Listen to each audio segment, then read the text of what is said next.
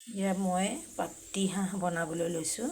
ইয়া মই আজি মাটিমাহৰ লগত পাতিহাঁহ বনাম। এয়া মাটিমাহ ধুই ল'লোঁ আৰু এয়া আদা নহৰু পিঁয়াজ জলকীয়া আটাইখিনি বস্তু একেলগে লৈ লৈছোঁ। এতিয়া মই মছলাখিনি প্ৰেছ কৰি ল'ম। এতিয়া চাওক, এয়া মই মাটিমাহ দি দিছোঁ।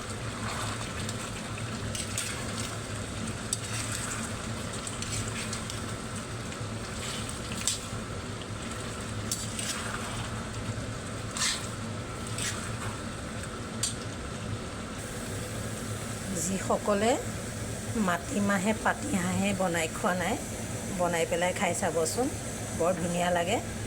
আৰু ভাল লাগিলে লাইক কৰিব, শ্বেয়াৰ কৰিব, কমেণ্ট কৰিব। এয়া মোৰ হাঁহৰ মাংস ৰেডি হৈ গ'ল।